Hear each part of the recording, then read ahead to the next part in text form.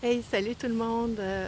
Bienvenue sur la chaîne Somacar. Aujourd'hui, j'avais comme dans l'idée d'aller me promener dehors et puis je me suis dit, ça pourrait être le fun de vous parler un peu comment j'en suis arrivée là à vouloir me créer une chaîne YouTube et éventuellement, pour certains qui le savent déjà, un podcast dans lequel je vais vous raconter des choses que j'ai appris, des choses que j'avais envie de partager depuis longtemps avec vous.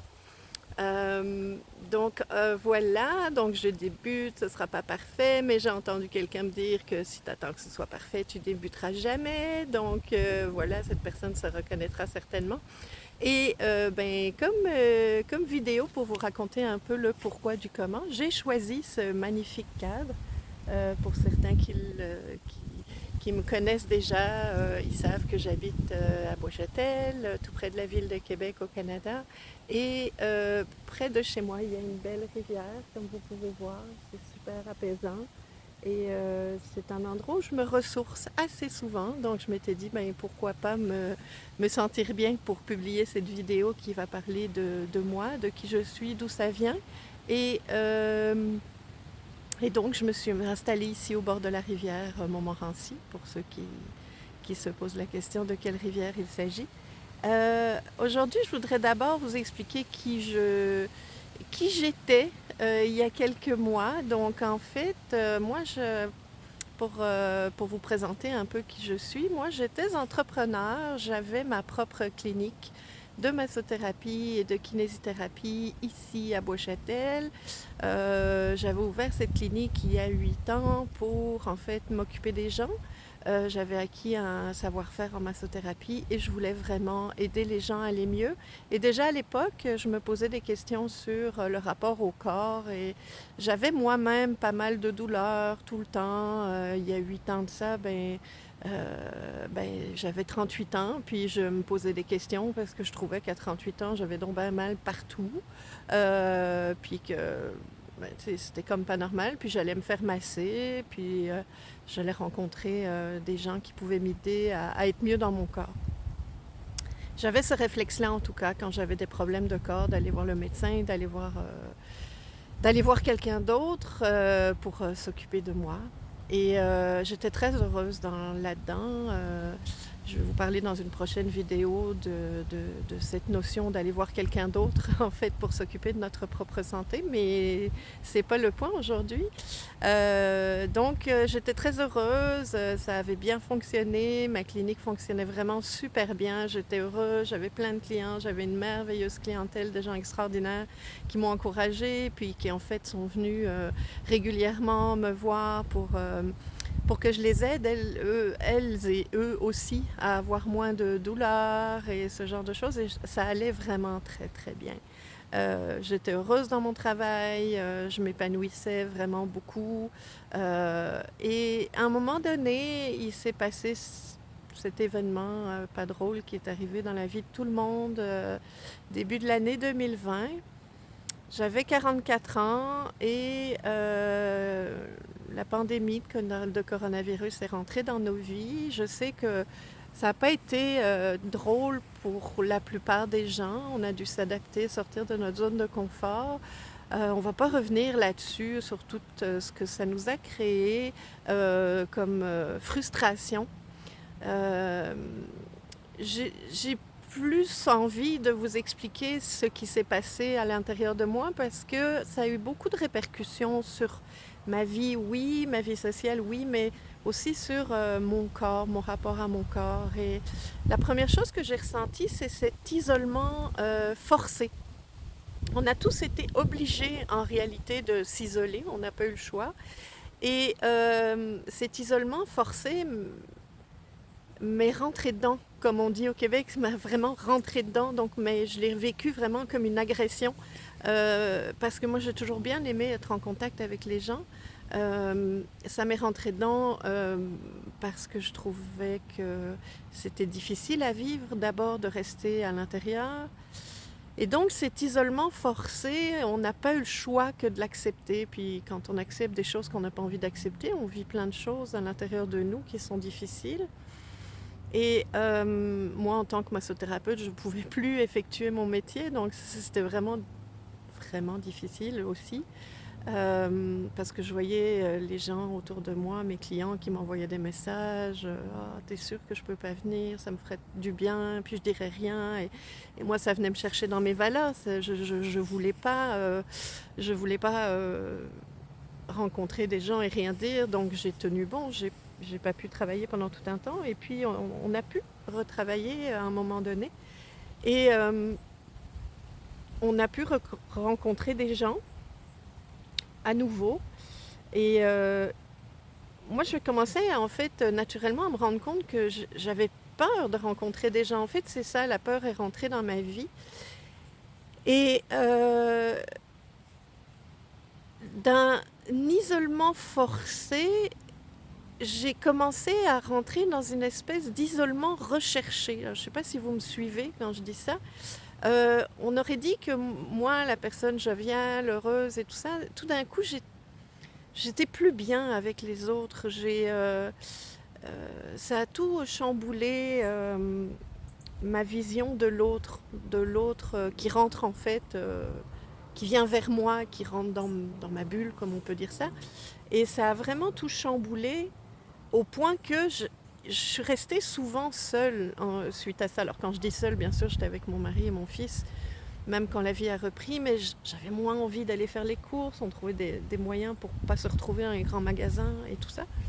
Et j'étais quand même bien entourée avant la pandémie, et j'avais des gangs d'amis autour de moi que je voyais peu.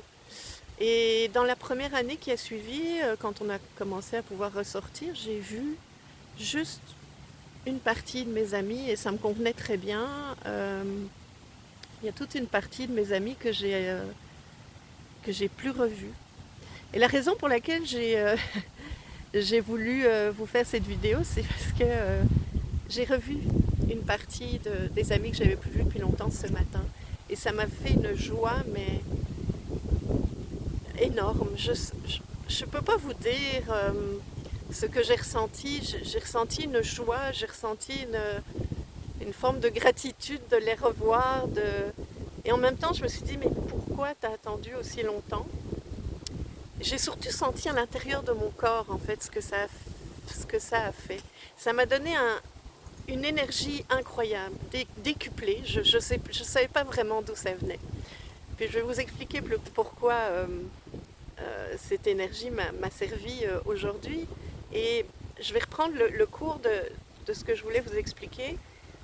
En fait, cette pandémie, avec tous les questionnements et tous les isolements forcés d'abord et plus recherchés ensuite, m'ont amené vers une certaine débâcle professionnelle. Donc une débâcle professionnelle forcée au début, parce que on nous a empêchés de pratiquer notre métier. Et en fait, après, j'ai eu comme une espèce de débâcle professionnel recherché. Ça, c'est très nouveau pour moi de m'en rendre compte. En tout cas, c'est pas une question de s'en rendre compte, c'est une question de se l'avouer. Je faisais des tas de choses qui, en fait, m'empêchaient de remplir mon agenda. Et au début, je me suis trouvé des excuses. Oui, mais c'est normal, t'allais pas bien, ça a été dur pour tout le monde, donc c'est normal. Et d'abord, je me suis cachée derrière ces excuses-là. Et ces excuses se sont transformées après en jugement de ma part, quand je me suis rendu compte, ouais, mais c'est un peu facile de prendre ces excuses-là pour expliquer en quoi tu n'avais pas recommencé à travailler à ton plein potentiel. Et en fait, ces jugements ont été... je parle de jugement de ma part envers moi-même, hein, on est très bon là-dedans pour se juger. Et suite à ça, il y a eu pas mal de culpabilité. Je culpabilisais parce qu'en fait, j'estimais avec ma grande capacité à me saboter moi-même, j'estimais que j'aurais pu faire mieux, et que peut-être que si j'avais fait mieux, mon entreprise n'aurait peut-être pas dû fermer. Parce que oui, en juillet dernier, j'ai décidé de fermer mon entreprise. J'ai fermé mon entreprise comme des milliers d'entreprises à travers le monde, peut-être même des millions d'entreprises travers le monde ont fermé. Et en fait, ça a été comme une espèce d'explosion, un ras-le-bol de tout. J'en suis venue à détester mon métier alors que j'aimais vraiment ça. Et cette explosion, en fait, a amené une fuite. J'ai fermé mon entreprise, j'ai tout fermé et puis j'ai fermé les yeux. J'ai dit, ben là, voilà, je suis rendue là, je m'enfuis. Ça a bien noté parce qu'en même temps je suis partie en vacances 3 semaines aux États-Unis, donc ça a coïncidé avec cette fuite en avant, je dirais. Et suite à cette fuite, il a fallu que je trouve un nouveau boulot. Oh, je suis assise sur une racine, ça fait mal aux fesses. Ah, voilà, là je suis mieux. Donc j'ai trouvé un nouveau boulot. Un nouveau boulot près de chez moi, un boulot très facile dans ce sens que c'était dans un service à la clientèle et c'était pas c'est quelque chose que j'avais déjà fait, donc j'avais pas d'effort à fournir et j'avais besoin de ça, un travail simple qui ne me demandait pas de devoir travailler, faire de la comptabilité après ou ce genre de choses, vraiment un travail simple. Et j'ai adoré parce que j'ai recommencé à voir du monde, à être en contact quotidiennement avec du monde. J'ai récupéré un horaire, je dirais un horaire quasiment le même que la plupart des gens ont, c'est-à-dire se lever le matin tôt et puis travailler jusqu'à des heures raisonnables, donc 5-6 heures le soir, puis et tout ça. Et par contre, je travaillais le week-end, mais c'était pas plus grave que ça. Et j'ai commencé à repartager avec les gens, rencontrer des gens avec des valeurs qui étaient les miennes. Je travaille dans un parc naturel, pas dans un parc naturel, je dirais dans un site touristique, mais qui fait partie d'une entreprise qui s'occupe de parcs naturels ici au Québec. Et puis là, en rencontrant du monde, je me suis mis à avoir envie d'un défi. Et j'ai décidé en réalité de partir ma chaîne YouTube et de me lancer dans la grande aventure du podcast, du balado comme on dit au Québec. Donc pour ceux qui ne connaissent pas, ce sont des épisodes où on parle, on écoute ça comme on écoute la radio, il paraît que c'est le nouveau média à la mode et tout ça. Et en fait, j'avais besoin de me raconter, j'avais besoin de vous expliquer. Et surtout, je me suis rendu compte que tout ce que je donnais avant en massothérapie pouvait aller plus loin. Donc j'ai terminé un certificat en pleine conscience, ce qui a encore ajouté une corde à mon arc. Et ce matin, j'ai revu mes amis de cœur avec qui j'ai trouvé que c'était facile de repartir. C'est comme si nos relations, comme si on s'était arrêté de se voir et qu'on a juste repris là où on s'était arrêté. Et j'ai vraiment reçu beaucoup en même pas 2 heures de temps, j'ai reçu vraiment énormément. Et puis j'ai dû quitter parce qu'en fait je m'étais donné un défi mental et un défi physique. Là où je travaille, en réalité, il y a une tyrolienne. Et moi, pour ceux qui ne le savent peut-être pas, j'ai un petit vertige. Donc, j'ai pas le gros vertige qui me fait perdre connaissance. J'ai un vertige, donc quelque chose qui me paralyse un peu. Bon, pas quand je monte sur une échelle, mais quand ça commence à faire des hauteurs ou quand je marche sur un pont où on voit au travers des planches, je suis vraiment pas à l'aise. Et en fait, je m'étais lancé ce défi en me disant, tu sais, quand j'ai commencé là-bas, c'était le mois d'août, et je me suis dit, avant la fin de la saison, fin octobre, mi-octobre, je vais faire la tyrolienne. Ouh, puis je fanfaronnais avec ça. Et puis là, ce week-end, c'était le dernier week-end où on était capable de faire cette tyrolienne. Et donc, je me suis lancée à faire la tyrolienne. Et j'avais été un peu... ouais, je vais faire ça et tout, oui, je vais avoir peur et tout. Mais en fait, j'ai vraiment pas eu facile à faire ça. Et il a fallu que je me dépasse. Et j'ai vécu plein de choses dans mon corps, une espèce de tempête bouillonnante. Une amie m'a dit « t'avais l'air tellement... » parce qu'il y avait une vidéo, puis je vais vous montrer la vidéo si vous le souhaitez. Et mes amis m'ont dit: «T'avais tellement l'air d'être émotionné, d'être tout plein d'émotions quand t'es arrivé». J'ai dit: «Oui, oui, j'étais plein d'émotions parce que c'est ça aussi, c'est pas juste avoir confronté une peur, c'est aussi avoir réussi à se dépasser, quelle que soit la raison». Et oui, le vertige, c'est quelque chose qui rentre dans le corps, quoi, vraiment, qui s'exprime par des malaises, par quelque chose à l'intérieur du corps. Et donc voilà, et donc je l'ai fait, je suis très fière de moi, je ressens beaucoup de gratitude envers les gens qui m'ont accompagnée là-dedans. J'avais quasiment un fan club en bas qui m'a accompagnée, puis j'ai une amie à qui j'ai offert de m'accompagner là-dedans, qui se reconnaîtra, et c'est grâce à elle aussi que j'ai réussi ça. Elle m'a tenu la main avant, pendant, il faisait froid, ça tombait bien, on s'est pris dans les bras plein de fois parce qu'il faisait vraiment très froid. Aujourd'hui il fait pas chaud au Québec, il fait plein soleil, mais il fait dans les... ce matin il faisait dans les 3-4 degrés, présentement là il fait dans les 7 avec du vent, donc il fait vraiment froid. Mais il fait beau, puis vous voyez les couleurs de l'automne derrière moi, c'est magnifique. Et en fait, il y avait comme cette chute qui passait juste à côté de moi, j'ai senti vraiment la vibration, puis l'eau, on a été éclaboussés.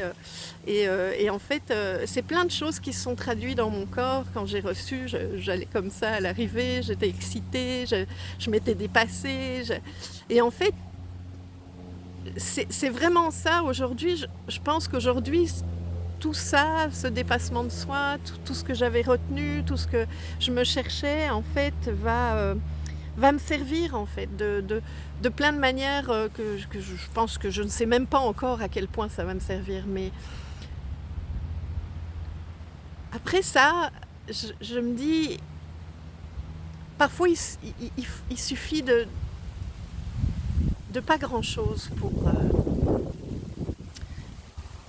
pour se dépasser et pour aller ailleurs, euh, pour aller chercher ailleurs quelque chose dont on aurait besoin.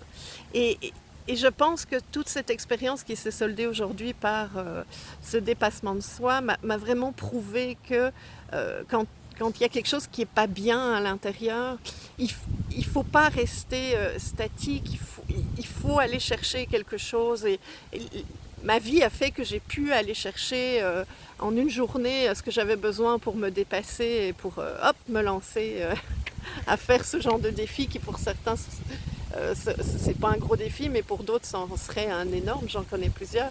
Et, euh, et donc voilà, mais il faut aller chercher ça parce que c'est ça qui rend la vie plus intéressante, plus vivante, ouais, la vie plus vivante, ouais. En tout cas, vous m'avez compris.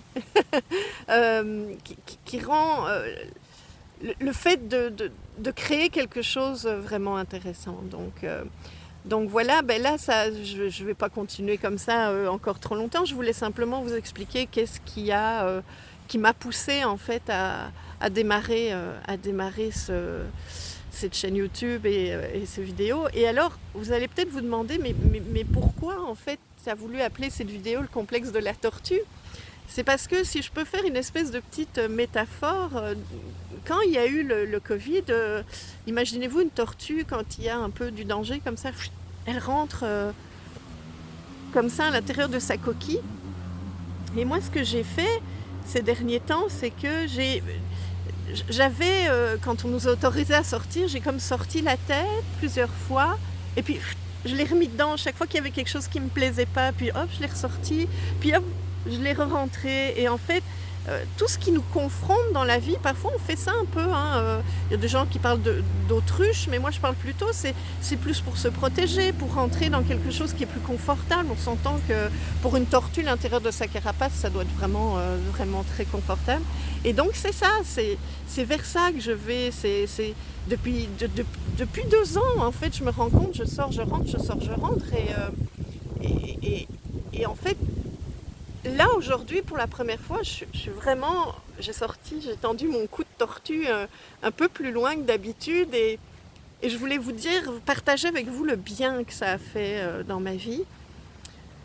Aujourd'hui, ça me fait vraiment le plus grand bien, puis j'ai eu envie de faire cette vidéo avec vous autres, parce qu'en fait, c'est pas facile. c'est pas facile de s'afficher, de s'exposer comme ça. Donc voilà, donc j'ai eu envie de faire ça pour, pour m'énergiser en fait, ou pour vous partager mon énergie. Donc voilà, le complexe de la tortue, ben, c'est un peu ce qui m'a accompagnée pendant plusieurs mois depuis cet isolement forcé. Et maintenant, je pense que c'est vraiment le début de quelque chose. Donc voilà, donc si vous ne saviez pas que j'étais au début d'une nouvelle vie et que vous découvrez cette vidéo, dites-le moi, faites un commentaire, expliquez-moi, vous, dans le corps, ce que ça a fait, toutes ces choses par lesquelles on est passé. Est-ce que vous aussi, vous avez eu peur de sortir, vous vous êtes isolé?